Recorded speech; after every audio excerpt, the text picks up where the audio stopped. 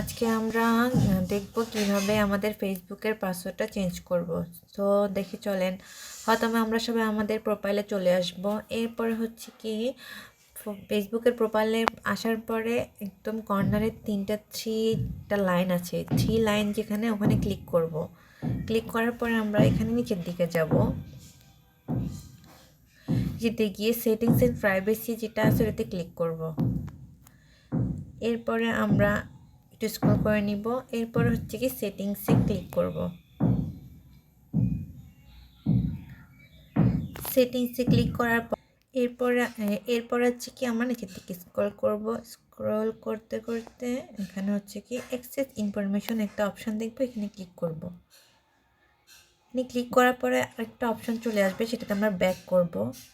ব্যাকে ক্লিক করার পরে এখানে দেখেন পাসওয়ার্ড অ্যান্ড সিকিউরিটি একটা অপশন আছে, ওখানে ক্লিক করব।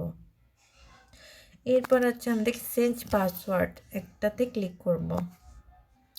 এখানে হচ্ছে কি যাদের পেজ আছে বা পেজের সাথে তারা হচ্ছে কি ইনস্টাগ্রামও অ্যাড করে রেখেছেন, তাদের 3টা অপশন আসবে। আর যারা অ্যাড করেননি তাদের 3টা অপশন আসবে না। জাস্ট হচ্ছে কি আপনার প্রোফাইলটা এখানে দেখাবে, যে আইডিতে যে আইডিতে চেঞ্জ করতে যাচ্ছেন পাসওয়ার্ডটা।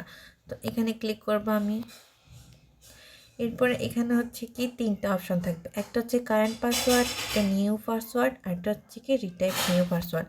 সো আপনি এখানে যেটা আপনার কারেন্ট পাসওয়ার্ড যেটা, সেটা আপনি এখানে লিখে দিবেন। এরপরে হচ্ছে কি নিউ পাসওয়ার্ড, যেটা আপনি এখন দিতে চাচ্ছেন সেটা দিবেন। এরপরে এই যে পাসওয়ার্ডটা একটু আগে দিয়েছেন এটা আবার এখানে দিবেন। এরপর হচ্ছে কি চেঞ্জ পাসওয়ার্ডে ক্লিক করবেন, হয়ে যাবে। ওকে, ডান।